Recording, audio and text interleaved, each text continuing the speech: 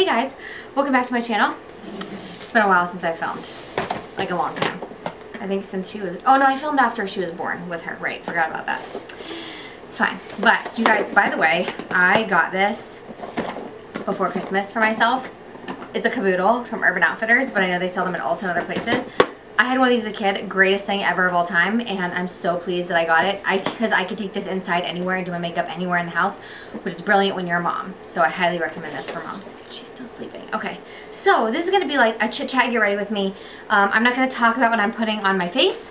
I am just going to talk about postpartum and kind of my experience post having Isla and what really the first week was like. I want to talk to you guys about just how the first week went, how, and yeah, and kind of how it's gone so far over these first 3.5 weeks. So I'm filming this 3.5 weeks.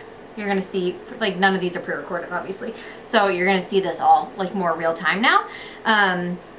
So yeah, I just want to talk to you about, like, what it's all been like. And maybe should we wear our Lancome foundation?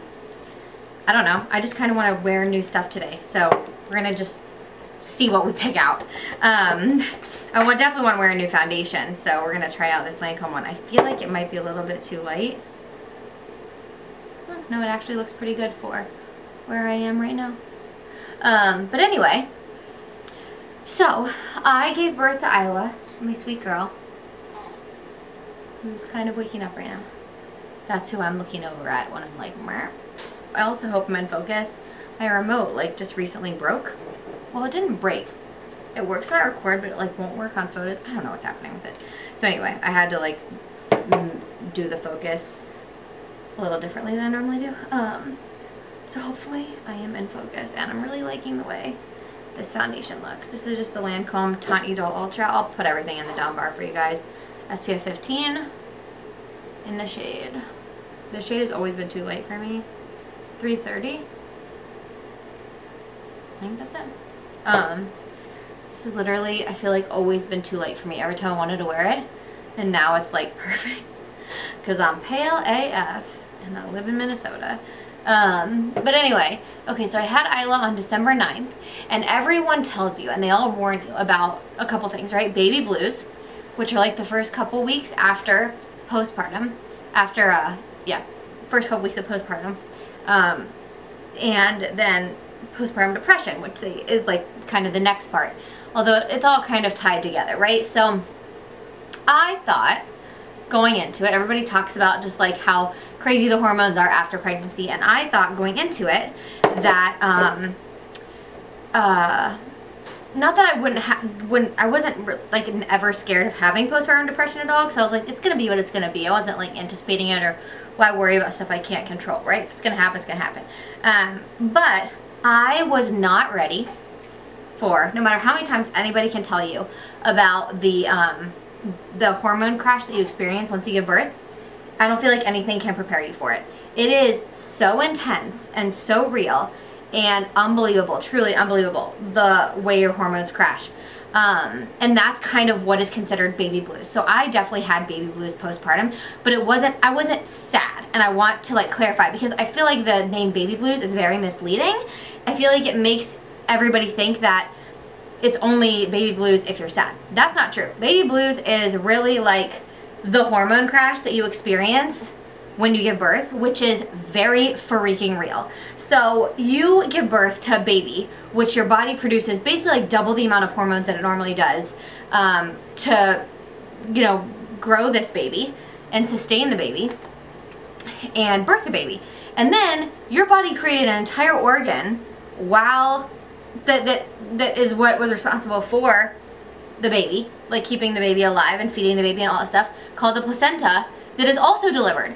So you have all these hormones that were in your body that were being created from the placenta and the baby and all that are gone. And your body just goes through it, man. It goes through it. And I felt that so intensely.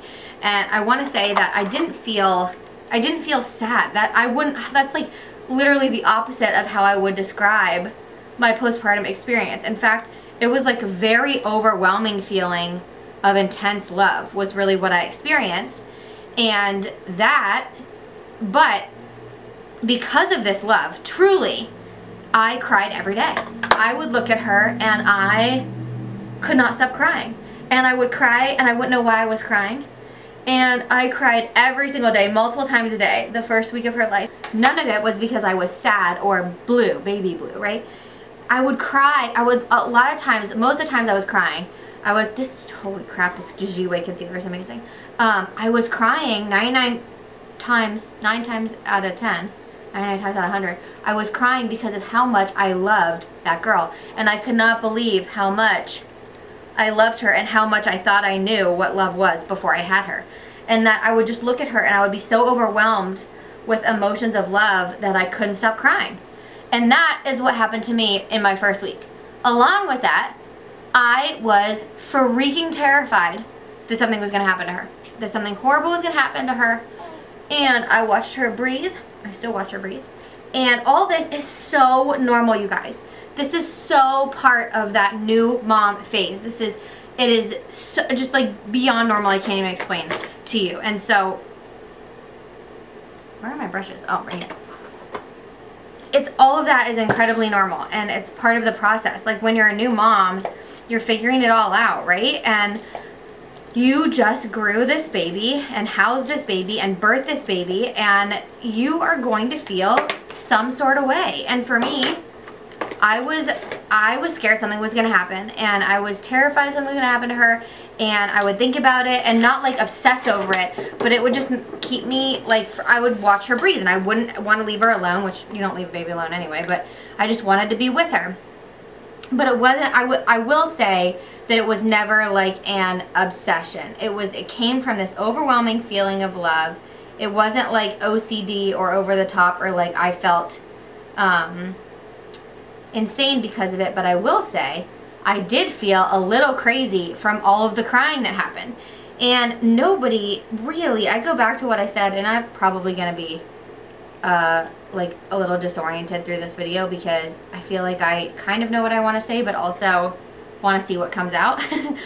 But nobody truly can prepare you for what this feels like. And I'm not saying that it's horrible and that you should be scared of it anyway, but I just didn't know how much, you know, you go through with labor, with delivery, with recovery, and then with the loss of all these hormones. And I just really felt it. And I will say that I have a very sensitive system. My system is like, it's a delicate ecosystem, my body. And it reacts to a lot of things. I'm like very sensitive to like medication. So I don't need a lot of really anything for it to be effective, medication to be effective for me. So I always ask, anytime people are prescribing, I'm like, I need the lowest dose. That's what I want to start with. So, so anyway, I have a very, you know, delicate kind of system, but everybody, every pregnant woman, mom, when you give birth, you experience this just hormone crash is really what it is. And I just wasn't, not that I wasn't ready. I mean, I don't feel like you can ever be ready for that, but I wasn't prepared for it, just straight up. I wasn't. And I just felt, I mean, some days I never felt depressed, but we had her right during the longest time of the entire year. And so in Minnesota, it was getting dark at 4 o'clock in the afternoon. And so at noon, it literally looked like the sun was starting to go down. And it was really, I told Tim, I said, this is probably the closest I've ever come to any kind of feeling like seasonal depression ever. Because I was just like, we had to have something planned. I was like, you need to give me something at night like that we have to do. Like pick a movie. There needs to be something for me to look forward to, because looking outside at 4 o'clock and not seeing the sun and knowing I'm going to be up all night with a baby is really getting to me. Like, we have got to figure something out. And I mean, Tim, you guys, I will tell you, I had so much appreciation, and I thought so much during that first week about single mothers and about people who do this by themselves. And good God, if that is you, I give you just the unbelievable, utmost amount of respect, props, vibes, love, like everything. Like, you're amazing if you do this. I could not imagine doing this by myself. Obviously, I could if I had to, and I would. But having Tim was like the #1 thing that I felt helped me fully keep my sanity. Because that first week, the way that I would describe it, and the way that I have described it to close family and friends, like my parents, my sisters, things like that, and they saw it. My parents and my sisters were here. I just didn't feel like me. You feel like you're going through this kind of recalibration, and at least not everybody does, but I did, and I really didn't feel like myself. I really felt like just, I don't know, I felt like someone else. I felt like I was just going through it. I felt like I was going through it, and that I knew that there was going to be an end, and I was so blissfully happy. But at the same time, I had fear, I had anxiety, I worried about her, and I wasn't obviously getting a ton of sleep, and I just wanted, to feel like me again. I wanted to have that back, and I was really craving that, and it does.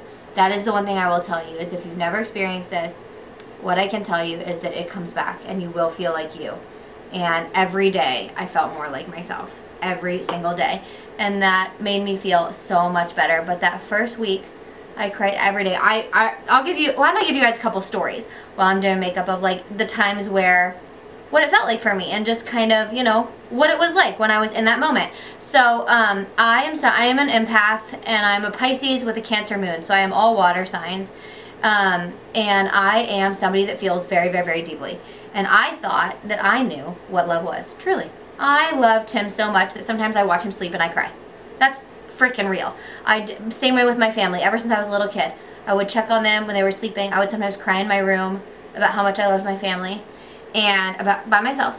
And that's just the kind of person that I am, and I have always been. I feel very deeply. And when they put this little girl on my chest, my little Isla, when they gave her to me and I saw her, and I just knew that I had no idea before I saw her what love was like. I love her so much that it hurts, and I love other people like that, like my husband and my family, but she became my world, and there was nothing else that I had ever felt like it. And it's so intense that it's not scary, but it kind of is scary, because I couldn't believe how much I loved her. And so one day, that first week postpartum, I was in the shower, and I'd finally given her to Tim, and like left her for a few minutes to take a shower. That's probably the first or second shower that I took, and I was in the shower and I was just crying like I do, like I did that first week, and I was crying about how much I love her. And then in that moment, I realized that she will one day grow up and I won't be able to hold her. And I started to feel like I hadn't given her enough snuggles that day. I hurried up and I finished what I was doing in like my shower, and I ran out, and in my towel, I put my robe on, dried myself off really quick, put my robe on, and I went out and I made Tim give her to me because I needed to snuggle her. And I cried.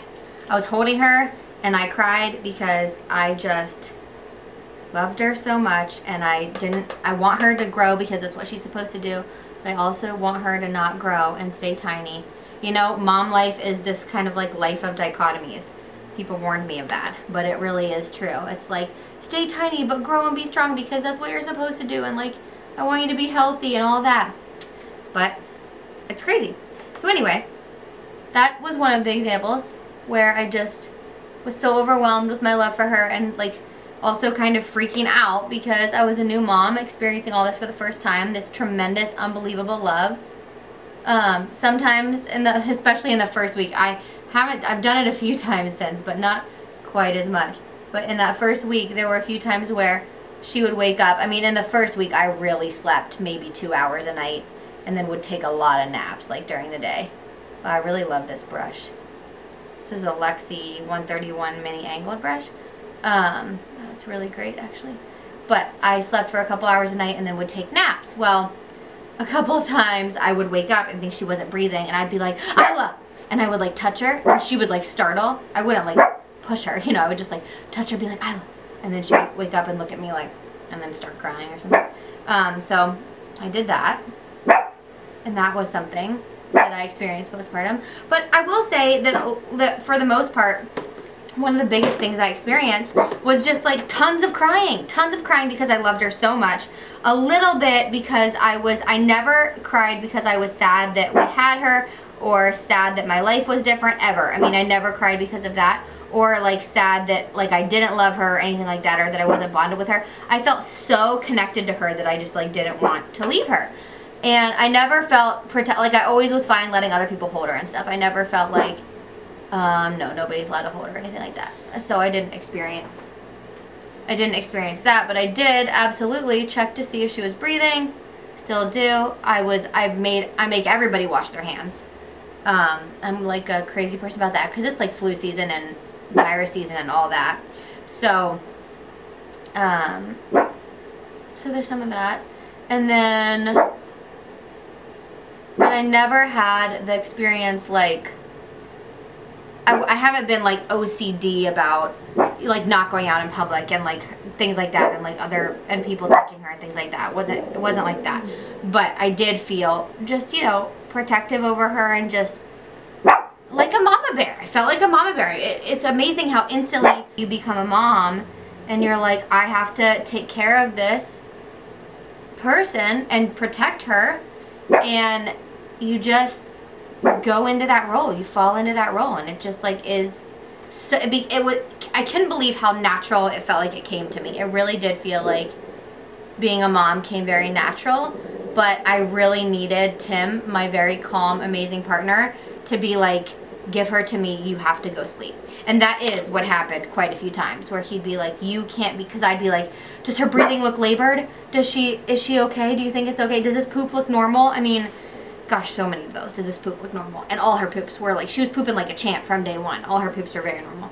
But yeah, I love her so much. I'm so grateful for her. I can't believe she's ours. I can't believe we made her. I look at her in awe constantly. Oh, I'll tell you this story. Every single day that first week, every single day that after she was born, that first week, I've said that like 4 times now, Abby. They get it. Oh my gosh.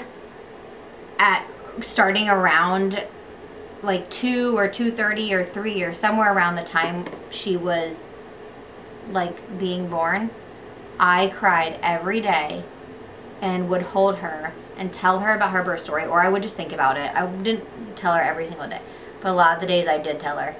And I thought about pushing her out. I thought about the whole process of it. I kind of relived it, but not in a PTSD way. I want to stress that. It was so magical and so beautiful, and I've never been more in shock in my entire life that I did something than in that moment when they put her on my chest and I saw her. And I mean, Tim will tell you, like, the first thing, besides like, oh my gosh, I love you, which was what I kept saying over and over again when she was born, besides that, I remember just saying to Tim, like, I can't believe I did it. Like, I can't believe I did it. And that is how I felt about myself. I felt completely in awe of what I had done. Like, completely in awe. And that I had, like, grown her and birthed her, that she was like a baby and my baby. It was just absolutely wild to me. And so I, for the next week, just felt like I was kind of reliving it. Like, I was processing it, because in that moment, there's so much happening. You have this new baby, like, they were giving me Pitocin to try to get the placenta delivered, which didn't deliver on its own and had to be manually delivered. But there's just like, there's so much going on that you can't process it all in that moment. And so every day around the time she was born, I would start crying and I would like relive it. And in my mind, I was processing it all, and I was reliving it in a really beautiful way, and in a way that was like, you know, meaningful and meant a lot to me, and that that I could understand it and appreciate it, and in a way that I couldn't on the day she was born, because there's just so much happening, so much going on, that you can't, it would be impossible, in my opinion, to just like fully process it all and what you did, and just all. So I was reliving it every day, and I cried so hard. I mean, I sobbed. That, like, it was crazy. It was crazy. So anyway, I definitely experienced the baby blues, the hormone crash. I know people that have, I know people that haven't, just to put that out there. Like, I know a lot of people that have experienced the baby blues, in different ways. Some people really do feel sad. They miss their bellies. I didn't miss my belly at all. It felt weird. It felt really squishy that she wasn't in there. But I did not feel that at all. Didn't miss my belly. I was so glad just to have her and be able to hold her, for sure. But I know people that just like really miss their belly. They miss being pregnant. They love being pregnant. I know people that did feel really sad, feel really depressed. I know people that had very similar experience to me, where it's just like an overwhelming feeling of love that you just like can't believe that you didn't know existed, and it just makes you cry constantly. But the thing is that every day I started to feel a little bit more like me, a little more like myself. I couldn't believe how fast I really took to being a mom. And I mean, when you have a baby, and I mean, I felt so connected to her. We meditated together. We did everything together when she was in my belly, right? We did literally everything together. And then they come out and you're like, I just wanted to do all those same things. And so I really, once we got into more of a rhythm, I started meditating with her, and that made me feel really good. It made me feel more like me. And getting more sleep, you guys, for sure helps. Like 1,000,000,000,000 times over helps with baby blues and all of that. Like every time I got more sleep, I felt more like myself every single time. Wow, I'm really, really loving this foundation right now. I'm just going heavy on the bronzer. Because why not? Oh, this concealer is also amazing. I hope it doesn't crease on me. Getting more sleep for sure helps. And, you know, I also felt like doing part of my normal routine. So like showering was helpful for me. Or just like eating a hot meal. I kept eating all my meals like cold. Like I'd make my oatmeal in the morning and it would get cold because I would just start doing other things. And Tim would be like, just eat a hot meal. So that helped. But you know, there's a lot of emotions. Watching Tim become a dad, very emotional, highly emotional for me. I just like loved it so much and couldn't, like, I just was so overcome with love and him being a dad. It was just amazing to me, beautiful, and just all the things. And so, you know, that was part of it too. And two, I also definitely cried about like missing Tim and missing, like, you know, our time. And I will say too, that first week too, even though I kind of felt hormonally, you know, a little bit crazy, I had a really, really high sex drive. And so it was weird because we couldn't have sex. And we hadn't had sex, we did the week or two before, but up to that point I had been in so much like pain there because she was so low that we hadn't in a while. And so I will say one of the biggest things postpartum is that I have had a very, very high sex drive. And so it's weird that we can't have sex. I hate it. And hopefully nobody from our families are watching this. I did just say that on the internet. It's fine. I'm using like a kind of a gold highlight today, you guys. Very not like me, but went in, I don't know, I was gonna say Rome. Doesn't really make sense though. I'm also gonna put a little of this on my inner corner. But at the end of the day, I never thought I was immune to baby blues or postpartum depression, but I did think I was more keen to postpartum anxiety because I've never been somebody who struggled with depression, but I have struggled a lot with generalized anxiety, as you guys know. And so I really thought that I would struggle with that. And I, like, as a new mom worries. That's what happens. But I think the key for me with baby blues was understanding that it's a period of transition and your body just went through so much.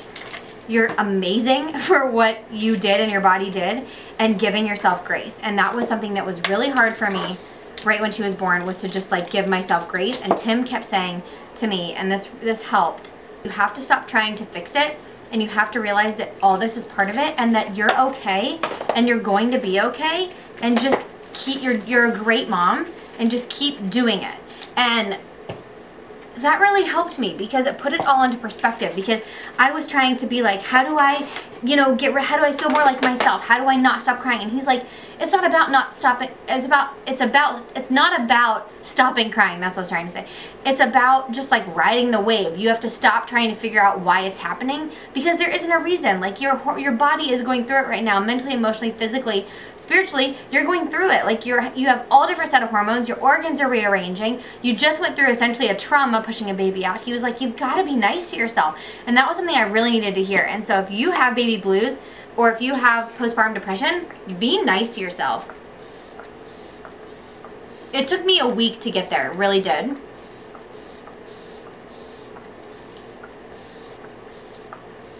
God, I love the way it smells. And when I got there, when I realized that I just needed to like let myself off the hook, is when I really started to feel better, and I started to feel more like myself. But it happens, you guys. Baby blues, postpartum depression, all those thoughts, feelings, and I can tell you, they're all so normal. And you are normal, and you're a great mom, and you're doing a great job. And whether you've already experienced it and you've already had kids, or whether it's your first time and you're about to go through it and you're nervous, don't be nervous, don't be scared of it. Just ride it out. Be nice to yourself. That's the best advice that I could give you. And let yourself cry. Let yourself have the emotions and have the experience.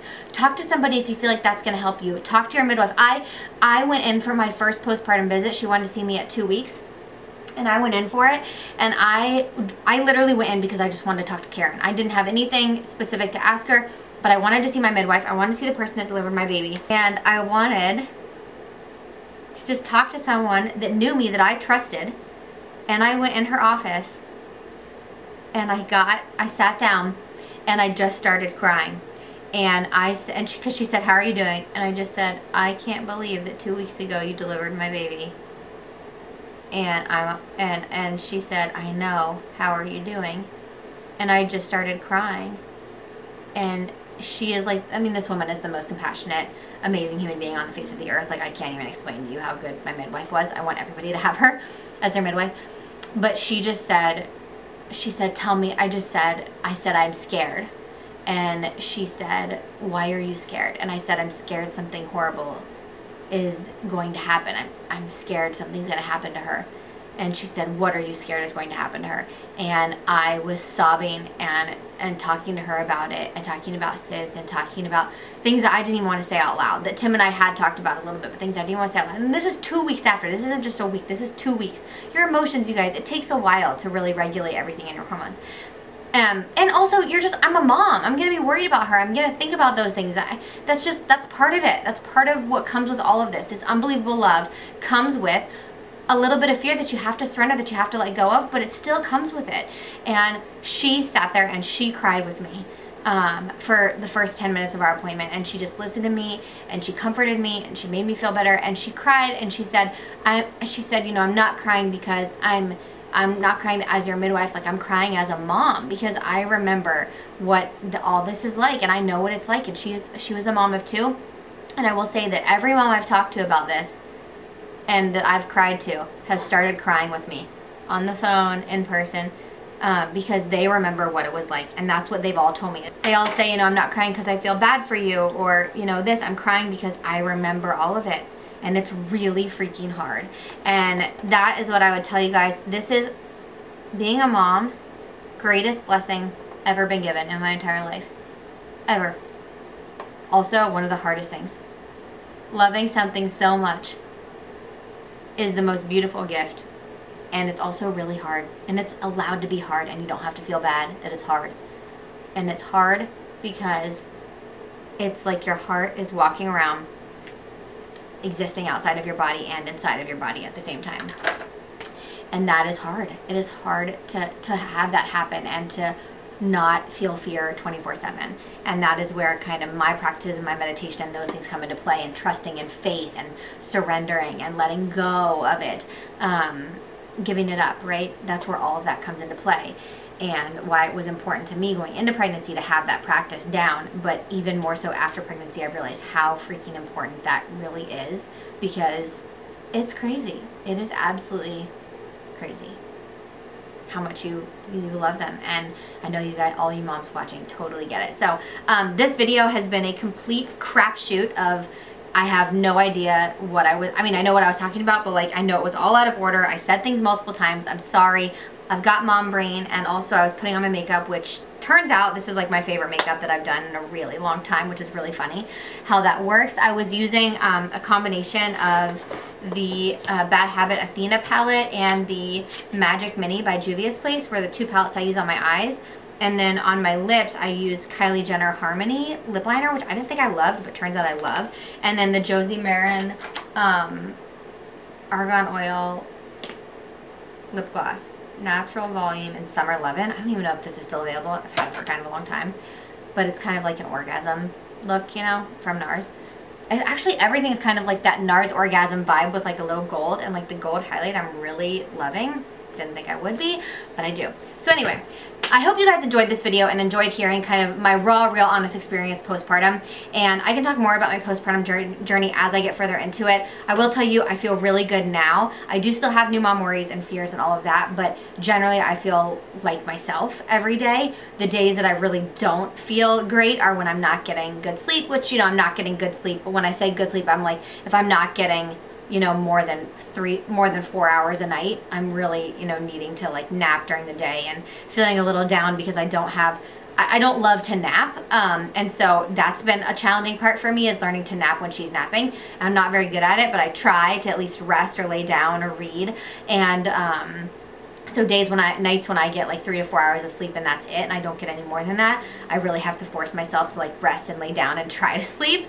And those are the days that I can't really get other things done, like get a little cleaning done or film a video or edit a video or like be on Instagram and things that I like to do. And so days where like I can't do really anything for me, those are the days when it's a little bit harder. But Tim's really good about being like, you need to go do something. Or one of the things that really helped early on that I didn't mention because I was doing my makeup and not thinking about everything I wanted to say necessarily, but Tim early on, even that first week, I left about 1 week into it. Yeah, I think the first time I left the house, besides by myself, without her, because we went to the pediatrician, but the first time I left by myself was with my sisters to go to Target, and we were gone for 2 hours, and I cried at the end of it on the way home.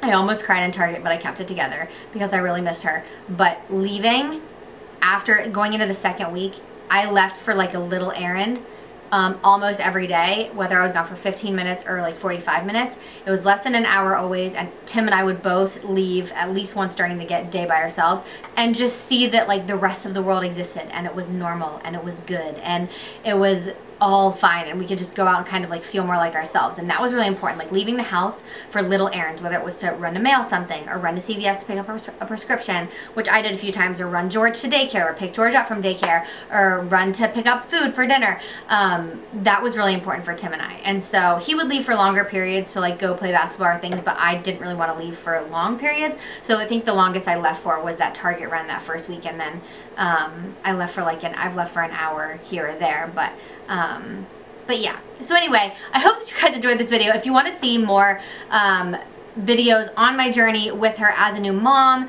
and updates and things like that, give this video a thumbs up and comment below any of your requests below. I know, like for videos, I know that somebody posted a request in one of my last videos that was like motherhood expectations versus reality, and I think that's a really interesting concept. I don't have like the ideas down for it yet, but I think it's really interesting, and so I'm kind of thinking about doing something like that. But if you have other videos that you want to see, post them below. I've got a couple others planned, and yeah, I love you guys so much. Have a great day, and I will see you in the next one. Mwah.